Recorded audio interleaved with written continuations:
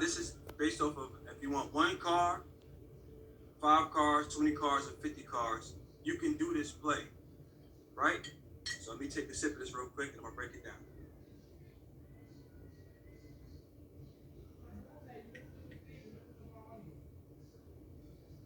Hmm?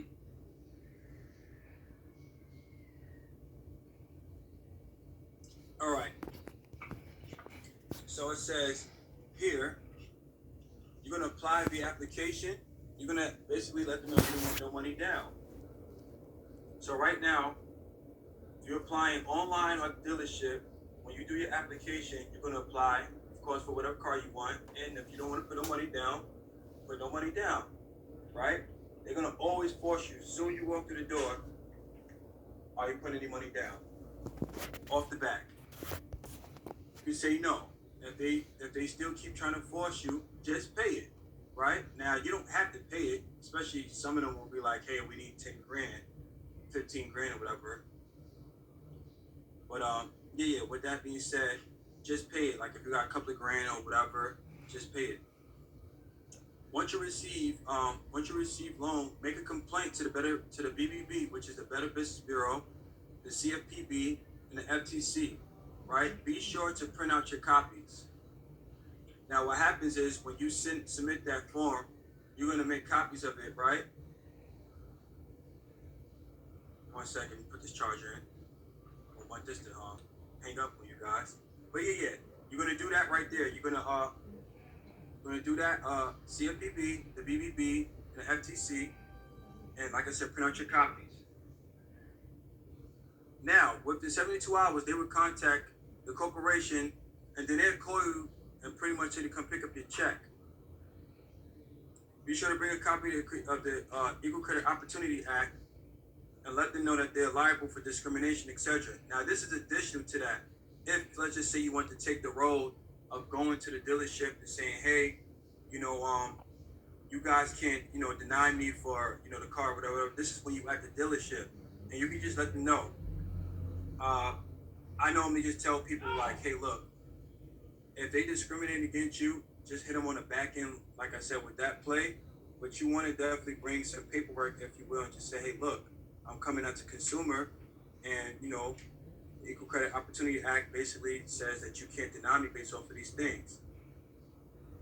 Always remember to remain in honor, guys. Be polite when dealing with the dealership, because at the end of the day, you do need them. Even though we might say, oh, they need us, it's either you need them or we both need each other.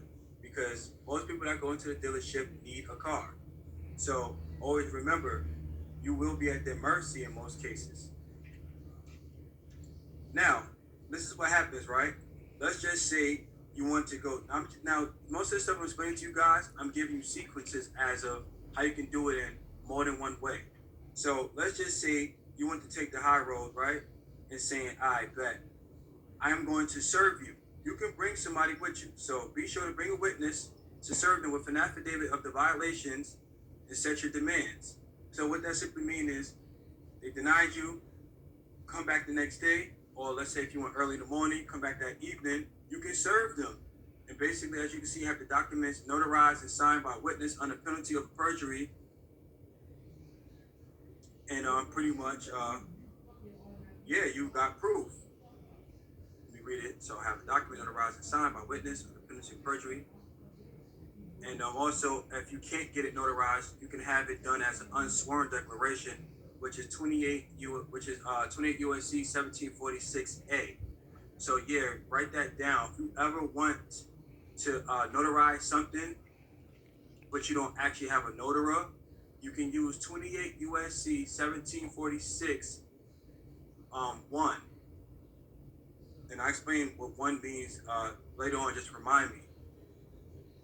But that holds the same power as a notara. So even though I'm a notara, let's say if I got to send out an important document and I don't got a notary nearby, and I can't, of course, notarize my own document, I can use an unsworn declaration under penalty of perjury, or unsworn declaration, which is, like I said, 28 USC 1746 parentheses 1. And the 1 just stands for United States of America, and parentheses 2 stand for United States. You do not want to be in the United States. You want to be outside of the United States, which is the US of A, which is the land, body, mass, the actual country, the people. Jeremy, can you? So now we're going to talk about rescission. What is rescission? Pursuant to 15 U.S.C. 1635, rescission involves canceling a contract and treating it as though it never existed by ensuring all effects are eliminated. You know, this cancels your signature and all those things, right? It's evidence of fraud, mutual errors, lack of legal or mental capacity, duress, and undue influence, or one party not fulfilling its obligation can also lead to contracts to be voided. So this is very important right here. A lot of people are doing rescission letters. And one of the things that we noticed with one of my good buddies that recently just got his title, or rather he just got called in to come pick up his title, is that we dissected that contract recently. And we noticed why they were starting to not listen to us as far as like our people as a whole. And we doing everything right. And we noticed that it was all about the POA, which stands for the power of attorney. I want you guys to get very, very familiar with this because this is literally your lifeline right here.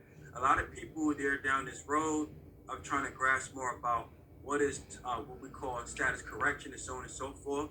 This is the first step of status correction as far as when you're going into that phase, and I'll explain in a few. So what you want to do right here when you're doing your rescission, you want to add, I revoke and terminate any and all power or powers of power, any and all power of attorney, power of attorney that was given during the consumer credit transaction. That right there lets them know that they're no longer the POA. Now, what does that mean? The moment you go submit that application with them, and you sign on the dotted line and things of that nature, you've just given your rights and your power of attorney way to that dealership and so forth, because they took it and became POA, and then they registered your car.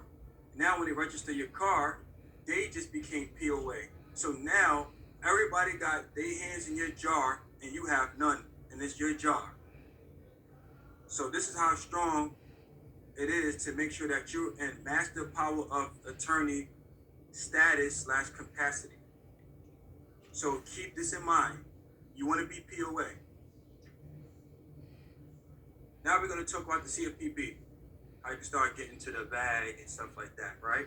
Getting your money back or getting them to answer to you.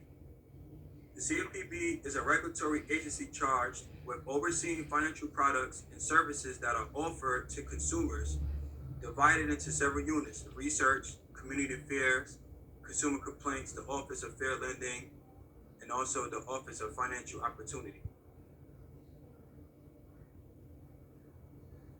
Hold on 1 second.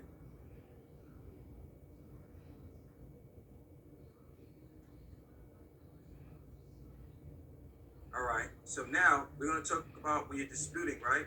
So when you're disputing with the CFPB, you can do this via, like I said, online, and then there's going to be other ways how you can do it through the phone and through the mail. So pretty much some of the dispute tactics is this, right? You're going to file a complaint with the CFPB, both through the mail and over the phone. That's not specifically with the CFPB, so don't worry about that. But yeah, you're going to file a complaint with the CFPB through the mail.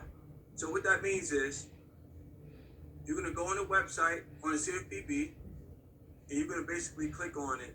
What I do is I'm gonna show you. I'm gonna give you guys an example. I'm gonna make it more simple and easier for you guys. Give me 1 second. I'm gonna open up my browser and show you.